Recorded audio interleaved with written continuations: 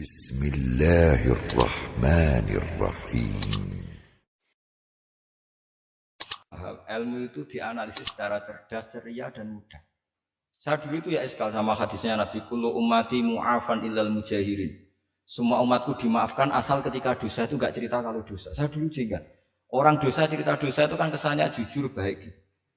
Tapi setelah saya pikir-pikir itu bener Kanjeng Nabi. Misalnya sampean cerita dengan anakmu, ya zaman mondok pelosok sering nak marung utang enggak bayar itu biasa. Ya biasa sekolah enggak munggah. Itu jujur apa mengajarkan? Mengajarkan. Suatu saat anak sampean goblok persis bapak. Maka penting, tidak jaru itu penting. Makanya kata Nabi, semua umatku diampuni kecuali yang cerita-cerita dosanya. Karena dengan cerita itu artinya apa? Misalnya sampean zaman puber pacaran, terus kamu cerita, "Ya dhisik untuk ibumu ya pacaran." Wis tak goncengno ngalor ngidul. Itu jujur, tapi suatu anak kamu pacaran kan alasannya apa? Niru bapak.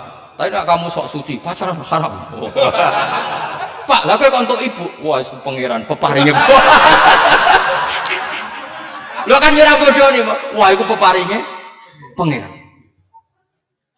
Gak pacaran, Pak. Oh, pacaran haram. Lha kowe namune ora kan bodoh nih. Pacaran haram. Aku untuk bojo peparinge Allah. Wah, itu dimaafkan malah itu. Loh coba nyuwun sewu, ini analogi ya nyuwun sewu. Kalau andaikan semua yang pernah zina itu ngaku zina. Kalau itu jumlahnya 1000 saja, 1000 itu punya keluarga. Satu orang minimal punya keluarga 10. Akan dipakai justifikasi kalau suatu saat zina berdasar pernah Pak D-nya atau Pak L-nya. Iya enggak? Tapi kalau semuanya enggak ngaku dan semuanya nyuwun sewu sok suci. Wanteng ning masjid, sak wiridan nangis. Wah anak putune, wah mbahku khusuk kuat. Padahal nangisnya perkara nyesal tahu mau. Tapi artinya apa? Konsep yang dikatakan Rasulullah SAW itu kan luar biasa. Kullu ummati mu'afan illal mujahirin. Karena dengan jihar, memang di situ masdarnya kok jadi jihar. Jadi bukan ijhar tapi jihar. Jadi memang bahasa Arab itu agak unik. Misalnya di nahwu itu masdar itu kalam. Kalam berarti sulasi mujarrad. Tapi fi'ilnya enggak kelaku. Kalimah yaklimu kalaman itu enggak melaku. Sing melaku lam yatakallam. Tapi padahal masdarnya kalam. Jadi suara sama raya aku pengalaman. Soal lughat itu pengalaman sekali. Jadi memang bahasa Arab itu lucu. Apalagi lafadz bagho malah paling kasus dalam bab yungqolu. Bagho maknane lacut. Bareng melok wazan imbagho. Yang bagi sayukjo. Iku piye? Biasanya makna sulasi mujarrad sama mazid kan enggak beda-beda jauh. Barang kena bagho tuntas. Bagho dadi yang bagi. Nah kita tahu, yang bagi sulasi mujarrad apa? Bagho Pak. Bagho maknanya apa? Jadi tiang-tiang lacut Pak. Mereka bingung gurunya benerang bingung. Daripada bingung dari tiang-tiang maknanya lacut. Laisa ku fi'il mandi, mudhari endi? Ora ono mudhari. Mandi kok ora ono mudhari? Ya mandi wae ora usah mudhari. Wis repot bahasa Arab wis repot. Kene ra melok dibahas mau apa coba? Ya sudah takdir ngono ae sudah. Jadi apa yang dikonsepkan Rasulullah SAW itu pasti yang terbaik. Bahkan Imam Ghazali ikut berkampanye wa inna ya termasuk pemberian Allah terbaik adalah sitro, as-sitro itu atau tutup. Jadi hifdzul qaba'ih menjaga supaya keburukan kita tidak kelihatan itu termasuk kebaikan. Bukan dianggap tidak jujur karena tadi kalau semua keburukan kita tampakkan maka akan menjadi masif. Misalnya kamu cerita, misalnya insya Allah lah kita yakin semuanya kita insya Allah diselamatkan dari zina. Misalnya cerita dosa yang kecil-kecil aja. Misalnya ini pondok utang rambayar atau rokokan, gak jamaah. Terus kamu ceritakan anak kamu itu bukan jujur, mesti sebagai alat. Jadi orang anak kamu, wah disanggup, cocok. Suatu saat aku goblok kayak bapak. Aku di sekolah cung sering ramunggah. Anakmu mondok wis tenang, santai. Nak ramunggah dalile bapak. Tapi nak kowe cerita, mondok meniki pelosok. Pirang tahun Pak? 10 tahun. Kepengin ngit mayai, kepengin mondok susu ben barokah. Munggah terus Pak, munggah. Maksudnya ora munggah kelas, munggah apa wae pokoke. Wis tenang. Karena itu bahaya, makanya kullu ummati mu'afan. Ma'is ketika ngaku zina itu Nabi itu enggak menolak sampai 4 kali. Maiz yang memaksa Nabi supaya beliau melakukan raja, eksekusi. Semua ketika meminta saran sama sahabat, hala satar tabi delik, kamu tidak usah cerita. Karena tadi logikanya, kalau ada Maiz, ya jangan-jangan yang lain juga, ya itu kan menimbulkan macam-macam. Itu hebatnya Islam. Malah kita diajarkan awamastur, aurati wa amin, rawati. Kayak apa baiknya Islam?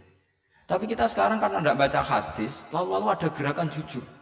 Mari semua meresapi dosa masing-masing. Kamu pernah ini istighfar terus nangis. Jebule gerakan niku ya nyun sewu ya ana duwike kan yo repot. Ndak usah seperti itu. Ikuti hadis Rasulullah sallallahu alaihi wasallam bahwa termasuk nikmatnya Allah taala itu adalah tertutupi semua kesalahan-kesalahan kita. Dan itu barokah bagi hadzal karena kesalahan tidak muncul. Nah itu sudah untung, agama sudah untung. Ketika kesalahan tidak munculnya, agama sudah ikut diuntungkan. Coba kalau semua yang maksiat itu kelihatan, kan seakan-akan hadil ardu mamlu'ah bil ma'ah masih. Tapi ketika maksiat itu sembunyi-sembunyi, kemudian sing syiar itu adzan, pengajian, kan bagus. Sama nggak boleh protes, tapi itu kan tidak jujur. Ya bukan masalah jujur dan tidak, ini satrul qabaih. Nah, ini namanya siasa. Namanya apa? Siasa. Siasa itu udah harus politik. Tentang negara, kita mengelola diri kita sendiri butuh apa? Butuh siasat. Jadi misalnya kamu cerita kebaikan kamu kepada anak, biar kebaikan itu ditiru. Tapi kalau anak kamu tanya, Pak, sampean nanti salah, itu sesuatu yang paling saya takutkan, Jum. Karena aku sering na'udzubillah minas salah. Tapi Bapak pernah salah enggak? Itu pertanyaan enggak penting. Karena tadi bahaya. Loh enak, maksudnya beragama seperti ini tuh enak. Kullu ummati mu'afan illal mujahid. Itu kan luar biasa. Jadi semua umatku itu dia ampuni asal tidak cerita-cerita. Misalnya gak cerita ke anak, cerita ke teman. Aku di gendaan, ya, tahu tak ambung. Mesti pikiran kamu, yang pondok is pengurus dibeli tahu. Mesti digo. Suatu saat aku nak ngono, awas. Atau nak caiki keamanan, awas kita kandakno kan gitu. Tetap ini menjadi alat maksiat bagi yang lain. Jadi tapi saya dulu itu iskal, kenapa ada hadis seperti itu? Tapi setelah saya analisis, memang kalau ijtihar atau ijhar itu efek negatifnya luar biasa. Dan kita harus iktidak bi Rasulillah sallallahu alaihi wasallam. Ya tentu idealnya yora maksiat, yora konangan maksiat. Memang karena tidak pernah itu ideal. Memang gak konangan karena tidak pernah melakukan. Ya saya kira demikian. Saya mohon supaya ya tadi ya saya Fathul Wahhab dari kitab Manhajut Tullab itu dikarang Zakaria Al-Ansori Mbak Zakaria. Tapi kitab itu sebenarnya dari Minhajut Thalibin. Minhajut Thalibin dari kitab Al-Muharrar. Itu dari kitab Basit, Wasit, Wajiz. Terus itu dari kitab Nihayatul Matlab fi Dirayatil Madhab. Itu mensarai kitab Mukhtasarul Muzani. Karangannya Imam Muzani ketika diimlakkan Imam Syafi'i. Karena semua karangan Imam Syafi'i untuk amla alaina Syafi'i. Ya amla alaina Syafi'i. Makanya kalau sampai ngaji muin qala fil Buaiti. Buaiti itu nama orang.